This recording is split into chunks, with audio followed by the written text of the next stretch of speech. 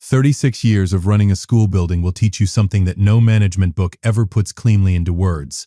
The most dangerous person in any difficult conversation is the one who already knows how it ends. Lisa thought she knew how it ended. She was wrong about that. But she sat down with such confidence that I almost admired it. My name is Josh Cook. I am 68 years old, a retired principal from the Greenville County School District here in Greenville, South Carolina. 36 years in that building, from classroom teacher to assistant principal to the corner office with the window that looked out over the football field. I retired in 2021 at 65, with a pension, a handshake from the superintendent, and the quiet conviction that I had earned whatever came next. What came next was Pat's death. My wife Patricia, Pat, passed in October 2022 after a long illness she handled with the specific grace of a woman who had spent 29 years as a librarian and therefore believed that every difficult thing was more manageable if you simply stayed organized and kept your voice down. We had been married since 1981. 41 years. She was 64 years old. The Greenville County Library on Heritage Green Place flew their flag at half-staff the day of her funeral, which I did not know they were going to do, and which I have never quite been able to think about without needing a moment. After Pat passed, our son Nathan came to me at the reception. Nathan is 41, branch manager at a commercial insurance firm on Verde Boulevard, and put his hand on my shoulder and said the things sons say when they mean it and don't fully understand what they're offering. Dad, come stay with us. We have the room. You shouldn't be in that house alone. I believed him. I sold the house Pat and I had shared for 33 years on Overbrook Drive. I packed carefully. I took her reading glasses from the nightstand. A photograph from 1987 where she is laughing at something off camera and looks exactly like herself, and $187,000 in savings that two people had spent a lifetime being careful about. I moved into Nathan and Lisa's spare room on Devonshire Road in January 2023. The first 10 months were fine. Not warm, not wonderful. Fine. The particular fine of a household that has added a person it didn't fully plan for. Dinner together most nights, conversation that stayed in safe channels, a rhythm that functioned without anyone fully committing to it. Lisa is 37 years old and runs a home with the organizational precision of someone who has decided that competence is a personality. She is not unkind. She is managed. Everything in her life is managed, including me, and I was willing to be managed within reason because Nathan had asked me to be there and I trusted that. I fixed things. That is what I do when I am somewhere and something is broken. I fix it. The kitchen faucet, which had been dripping for months, the gutters which I cleared on a Saturday morning in September without being asked, the loose banister on the back stairs that Nathan had been meaning to get to for 2 years. I bought my own groceries, paid for my own gas, stayed out of rooms I wasn't needed in. I want to be clear about this, because it matters. I was not a burden. I was, by any reasonable measure, an asset. A 68-year-old retired principal with a pension, a separate savings account, and 36 years of not making problems for people is not a burden. He is, in fact, a resource. Lisa had understood this. I just didn't know yet how she planned to use it.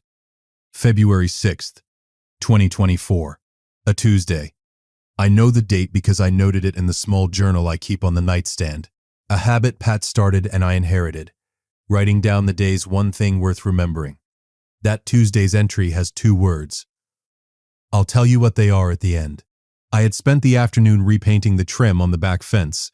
Nathan had priced it at $400 from a painter on Angler Drive, and I had done it in an afternoon with $23 of paint from the hardware store on Augusta Road.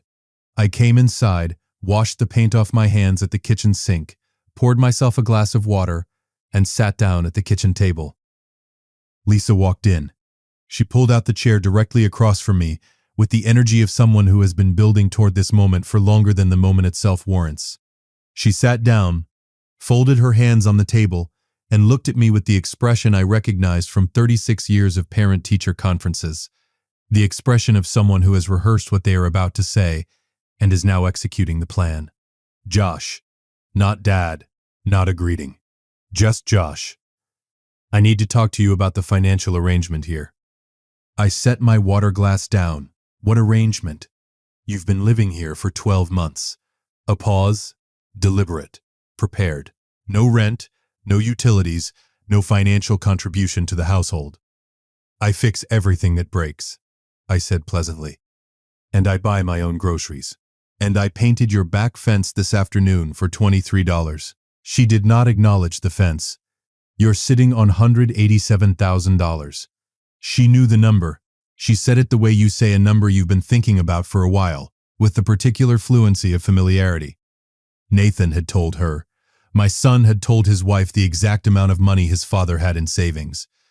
I sat with that for a second, filed it, kept my face arranged. That money is Pat's and my retirement, I said. 30 years of being careful with a principal's salary and a librarian's salary. That's what that number is. And this house, Lisa said, spreading her hands across the table in the manner of someone presenting a proposal they consider unanswerable, is what Nathan and I pay for every month. So here is what we'd like to propose. A pause. A contribution of $120,000 toward the household. Think of it as a mortgage investment. I looked at her. Or, she added, and 36 years of watching people deliver ultimatums taught me that the or is always the part they practiced most. You find somewhere else to live. Outside, a car moved slowly down Devonshire Road. One of the Cooper's friends was shooting a basketball in the driveway next door. I have managed parents who screamed, parents who cried, parents who threatened legal action over report card grades. I have handled school board members, union representatives, building inspectors, and one genuinely memorable facilities dispute involving a leaking roof and a very firm position from the district office. I know what a power play looks like. I know what it sounds like. I know what the person running it expects the other person to do. They expect you to panic, or plead, or negotiate from a position of fear. I did none of those things. I finished my water. I rinsed the glass, placed it in the drying rack, and looked at Lisa evenly. Thank you for letting me know, I said. Then I went to my room. I heard her call after me. Josh, we should finish this conversation. The conversation was finished. She just didn't know it yet. I sat on the edge of the bed with Pat's photograph in my hands for a while. Well, I told her, looks like I'm going house hunting. I could almost hear her asking about the square footage. I did not make any decisions that night. I am 68 years old, and I did not spend 36 years running a school building by making decisions at 9 in the evening when my blood was still warm from something. I slept on it. The next morning, I called Ray Dollard. Ray is 70 years old and spent 22 years as my assistant principal at Woodmont High School before he retired and moved to Taylor's 8 miles north of Greenville. He has a pickup truck, an inexhaustible supply of bad jokes I have been pretending to find tiresome for decades, and the loyalty of a man who has been through something difficult alongside you and decided that makes you permanent. He picked up on the second ring. Ray, I need Beverly Cross's number. A pause. Bill's realtor Beverly? Unless you know another Beverly Cross who sells houses. Josh, what happened? I told him. Concisely. Because concisely is how I tell things. Another pause. Longer this time. She gave you an ultimatum. With a spreadsheet energy, yes. And Nathan was not in the room, but he told her the number, which means he knew what she was going to do with it. Ray was quiet for a moment, in the way that old friends are quiet when they are deciding whether to say the thing they are actually thinking. Then, you doing okay? I'm looking for a house, I said. So yes, Beverly Cross had 4 listings in my price range by Thursday morning. Cash purchase, no contingencies, which is the advantage of being a 68-year-old retired principal with $187,000 in a separate account that nobody else has any claim on. I walked through 3 of them that weekend. The first 2 were fine in the way that things are fine when you are looking for something you haven't named yet. The third one stopped me. A 2-bedroom Craftsman on Crescent Avenue in the North Main neighborhood of Greenville, 8 minutes from Devonshire Road. The porch needed repainting. The kitchen faucet was loose. Apparently, I am a magnet for those. The backyard had a mature dogwood that was just coming into bud. But that is not why I stopped. Pat and I used to walk Crescent Avenue on Sunday evenings. Before she got ill, before the last years, We would drive to North Main and walk the neighborhood in the particular way of two people who are not walking anywhere specific, but are walking together with purpose. She had pointed at houses on that street more than once. Not wistfully, not with longing, just with the appreciation of a woman who loved a well-kept craftsman and wasn't shy about saying so. I stood on the porch of that house and looked at the dogwood in the yard, and sat with it for a moment. Then I called Beverly. "Make the offer," I said. "Cash. Whatever they're asking." Beverly called back in 2 hours. "Josh, it's yours. I want you to hold on to that word. Yours." At 68 years old, after a year of spare rooms and managed dinners and someone else's mortgage and a Tuesday afternoon ultimatum about money I had spent a lifetime earning, having something that was genuinely, legally, completely yours felt like the first full breath I had taken in 12 months. I told Nathan that evening. He was in the kitchen when I walked in, and the look on his face when I said the words, "I found a place. I'll be out by the 1st of March," was the look of a man who had known this was coming and had talked himself into believing it wasn't. "Dad, you didn't. I found a good place," I said. 8 minutes from here. You can bring the kids on Saturdays." It was just a proposal. He shifted his weight. Lisa didn't mean it as an ultimatum. I looked at my son. This man I had coached through homework and heartbreak and a broken collarbone from a bicycle accident in 1996 that he still blames me for not preventing. "Nathan," I said quietly, "she told me to hand over $120,000 or find somewhere else to live. We both know what that is." He looked at the kitchen counter. "I'm not angry," I said, and I meant it. "I'm just going home." Moving day was March 2nd. A Saturday, Ray came with his truck at 8 in the morning, an unspeakable joke about retirement communities ready before he'd even put it in park, and we loaded my boxes in an hour and 40 minutes. I did not have much. That is one of the clarifying gifts of moving into a spare room. You bring only what matters, and after a year you know exactly what that is. Pat's photograph, her reading glasses, the small journal on the nightstand, my books, my tools, my clothes. A coffee maker that has outlasted 3 kitchen remodels and shows no intention of stopping. Nathan carried 2 boxes to the truck, then stood in the driveway with his hands in his pockets, while Ray and I did the rest. Lisa did not come out of the house. I noted that without judgment, some people cannot face the result of their own decisions while it is still in motion. That is a human limitation, not a character verdict. Right before I got into Ray's truck, Nathan said, "You didn't have to do this, Dad." I buckled my seatbelt. Neither did she. Ray pulled out of the driveway. I didn't look back. I want to be precise about what I felt in that truck, because this is not a story about triumph. I was 68 years old, and I was leaving the house where my grandchildren had started calling me Grandpa Josh, where Cooper had shown me his Lego collections every Saturday morning, where Ava had taken to leaving drawings outside my bedroom door. I was leaving that, and it cost me something real. But a man who has spent 36 years teaching young people that self-respect is not negotiable cannot go home and negotiate his away. The Crescent Avenue house was everything the listing had promised and a few things it hadn't, including a loose board on the back steps that I had fixed by Sunday afternoon. Because apparently this is simply who I am now. On the second morning, I found a note in my mailbox. Folded once, written in the deliberate cursive of someone who learned to write before keyboards made handwriting optional. "Welcome to Crescent Avenue. I have strong opinions about azalea placement, and I make exceptional pound cake. If either of those things appeals to you, I am next door. June Whitfield." I stood at the mailbox and read it twice. Then I smiled. A real one. The kind that arrives before you plan it. June Whitfield turned out to be 71 years old, a retired Greenville County librarian who had worked at the main branch on Heritage Green Place for 27 years. She had known Pat. Not closely. They had served on a district collection committee together sometime around 2014, but enough that when I introduced myself 2 days later across the low fence that separated our front yards and mentioned Pat's name, June looked at me with the particular recognition of someone placing a face they had been told about. Patricia Cook's husband. A recognition crossed her face. "She talked about you. She said you fixed everything in the house yourself and pretended it wasn't impressive." A pause. She was right that it was impressive. I liked June Whitfield immediately. Pat had good judgment about people, and Pat had apparently vouched for me, and that was sufficient. June's note went on the refrigerator that afternoon. It is still there.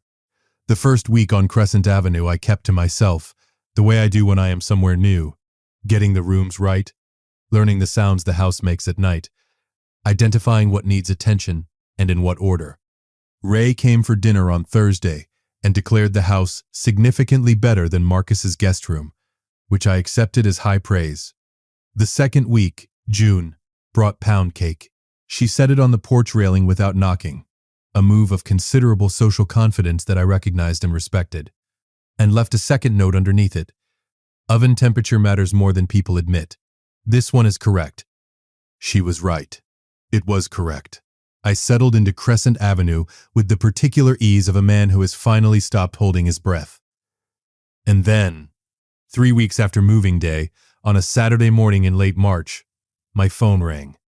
Nathan's voice had none of the careful management of the Devenger Road months. It was stripped down to something younger and less composed. "Dad, I need to talk to you.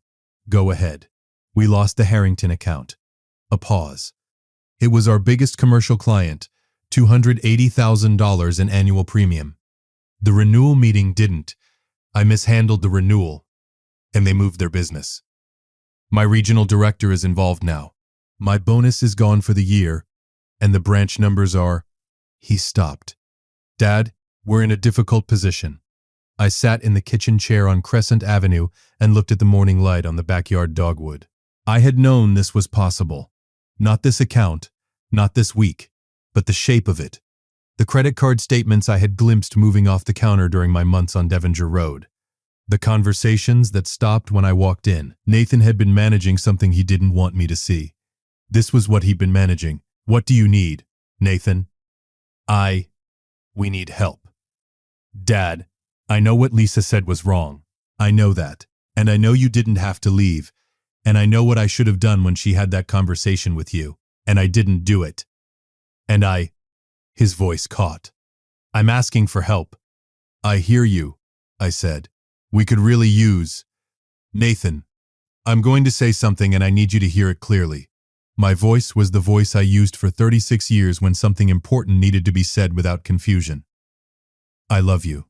I love Cooper and Ava. That has not changed and will not change. What has changed is that I live on Crescent Avenue now, in a house that is mine, and my savings are mine, and that is the arrangement going forward." Silence.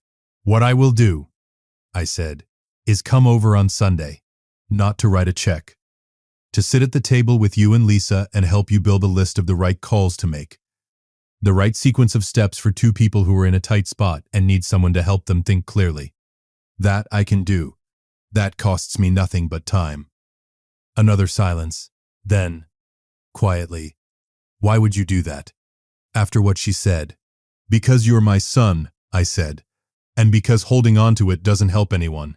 But Nathan, the help I'm giving you is my time and my experience, not my savings. Those are mine. Are we clear?" A long pause. "Yeah, Dad, we're clear. Sunday at noon. I'll bring lunch." Sunday was quiet. Nathan opened the door before I knocked. He had been watching for me, which I noted without comment. Lisa was in the kitchen. She turned when I walked in, and the expression on her face was the particular expression of someone who had been practicing an apology and was now deciding whether to give the rehearsed version or the real one. I waited. She chose the real one. "Josh." Her voice was careful and unguarded at the same time. "What I said to you in February was wrong. Not just strategically wrong. Wrong. You had done nothing but help this family, and I talked to you like a line item. I'm sorry." I looked at her for a moment. "I appreciate that," I said. "I accept it, and I'm not here with resentment, Lisa. I'm here because Nathan's my son, and because Cooper left one of his drawings outside my door on the day I moved out, and I've had it on my refrigerator next to June's note ever since." Something in her shoulders released. We sat at the table, the same table where she had delivered the ultimatum with her hands folded and her proposal prepared, and I spent 2 hours helping them see their situation clearly. Not rescuing, not writing checks, helping two people in a difficult position identify the correct sequence of steps, The conversation Nathan needed to have with his regional director. The budget line items worth cutting first. The timeline for stabilizing the branch numbers. The short-term options that didn't involve asking their father for money. I did not write a check. I did not offer to write a check. And nobody asked me to, because we had been clear about that on Saturday morning, and Nathan had apparently relayed the clarity to Lisa. At the end of the afternoon, Nathan walked me to my car. He put his hand out for a handshake. A Nathan thing. Formal in the particular way of men who feel things deeply and don't know what else to do with their hands. And I shook it and held it a second longer than a handshake requires. "Thank you, Dad. Take care of your family," I said. "And call me when Cooper's baseball season starts. I have opinions about his swing that he has been ignoring for 2 years." Nathan laughed. The real kind. If you've been listening for a while and want stories like this to keep coming, it really helps if you hit that like button and subscribe. 97% of people never do. But it's what keeps this whole thing running. So, thank you. Now I want to say something directly to everyone listening, because there are things in this story that matter beyond what happened to me. The first is something most people do not know. When an elderly parent moves into an adult child's home, even without a lease, even without any written agreement, they have legal residential rights. In South Carolina, a person living in a home by permission of the owner is considered a licensee. Removing them requires proper written notice to vacate, typically 30 days, before any legal action can be taken. Lisa's ultimatum, hand over the money or get out, was not only wrong, it was legally uninformed. I knew this. I had spoken to my attorney on Pleasantburg Drive within 48 hours of that Tuesday conversation. I chose not to weaponize that knowledge. I used the time it gave me to find a house instead. The second thing is this. A life care agreement is a legal document that specifies the financial and living arrangements between an elderly parent and an adult child. Rent, utilities, household contributions, the parent's rights within the home, conditions for ending the arrangement. It protects both parties. Its absence in my situation meant that Lisa's demand for $120,000 had no legal foundation whatsoever. My savings were mine, in my account, with no lien, no claim, no mechanism by which she could compel a contribution. She was asking. I was not obligated to answer. If you are an older parent considering moving in with an adult child, have the conversation about a life care agreement first, not because you don't trust them, because clarity at the beginning prevents exactly this kind of Tuesday afternoon in the kitchen. The third thing is simpler. Keep your money in your own name, in your own account, with no joint access given to anyone who has not earned that level of trust over a long period of time. Retirement savings are not a household resource. They are a life's work. They belong to the person who built them. It has been 6 weeks since moving day. June came over last Thursday with a 2-pound cake. Different recipe. She specified because she believes in iteration. And we sat on the porch and talked about the Greenville County Library's renovation project on Heritage Green Place, and whether the new reading garden in the courtyard was going to be planted correctly, which June had strong opinions about. Pat would have had the same opinions. I told June that. She received it with the particular quiet dignity of someone who has been told something true and knows it. Cooper came over with Nathan last Saturday. He spent 45 minutes showing me the Lego set he'd brought in his backpack and explaining the structural logic of his design choices with the seriousness of a small engineer. I told him about the footings on the back fence repair I'd done that morning. He found this genuinely interesting, which confirmed my assessment of his character. The drawing he left outside my door is still on the refrigerator, next to June's note. The journal entry from February 6 has 2 words. I mentioned them at the beginning, and I owe you the answer. It says, bought house. I wrote it that night before I called Ray, because I already knew what I was going to do. 36 years of running a school building means that when someone sits across from you and delivers a prepared speech and waits for your response, you already know, in the first 30 seconds, whether the speech worked. It hadn't worked, and I already knew what came next. On Sunday evenings, I walk Crescent Avenue the way Pat and I used to, past the old houses with their deep porches, through the North Main neighborhood that she loved for reasons she always described as self-evident. The dogwood in my backyard is in full bloom now, which it was not when I bought the house, and which feels, in the particular irrational way that beautiful things feel sometimes, like something arranged. June waves from her porch when I pass. I wave back. The journal entry for this Sunday will say something like, "Good evening," which, at 68 years old, on a street Pat loved, in a house that is mine, it genuinely is. If you liked this story, join our community by hitting that like button and subscribing for more real, raw, and family-centered stories. And as always, thank you for being a part of this.